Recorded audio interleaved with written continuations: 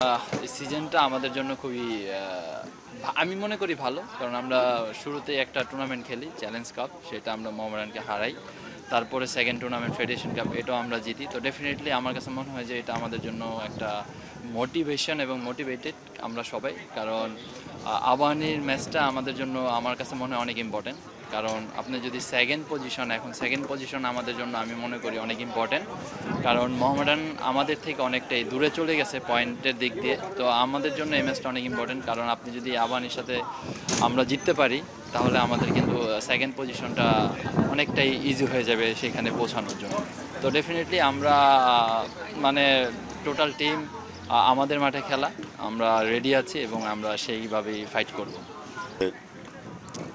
এই টুর্নামেন্ট এবং লিগের মাঝখানে যেটা একটা বড় গ্যাপ হওয়া দরকার ছিল, বা একটা সাডেনলি যেটা প্রতিটা ম্যাচে 7 দিনের গ্যাপ হওয়া দরকার, সেখানে টুর্নামেন্টে 2বার খেলা পড়াতে এটা পরপর 3 দিন আমাদের খেলা করেছে। এটা একটা টিমের জন্য অনেক প্রেশার। আর স্যার এখন যেহেতু লিগের ম্যাচ, ওদের সাথে আমাদের ডিফারেন্স এখন 6 পয়েন্ট। আমরাও চাচ্ছি কাম ব্যাক করতে, এবং প্রস্তুতি এবং প্লেয়ার সবাই মোটামুটি সুস্থ আছে। আর এখনও কোনো কোচ ফাইনাল করেনি যে ফাইনালি যে টিম হবে সবাই বেটার পারফরমেন্স করার চিন্তা, যেহেতু আমাদের নিজের ভেন্যুতে খেলা এবং আমরা চাই একটা চ্যালেঞ্জ, আমরা যে বেটার টিম এটা প্রুভ করতে, এবং এটা আমরা প্রুভ করেছি টুর্নামেন্টে। আমরা 3টে ট্রফি খেলা হচ্ছে অলরেডি, 2টা ট্রফি। হ্যাঁ, লিগে সবসময় উত্থান পতন থাকে, হারা জিতা থাকে, তো আমরা কাম ব্যাক করবো ইনশাল্লাহ। কালকের ম্যাচ সেটা আমরা প্রমাণ করবো।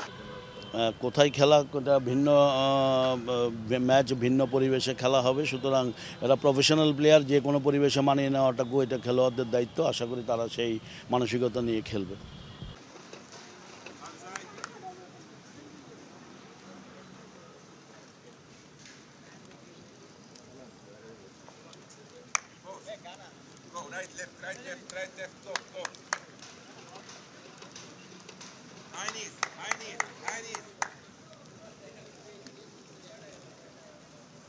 Side step and go down.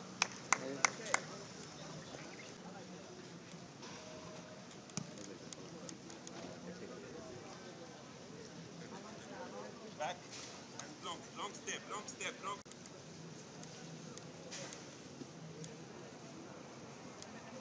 Here, skip, back, go.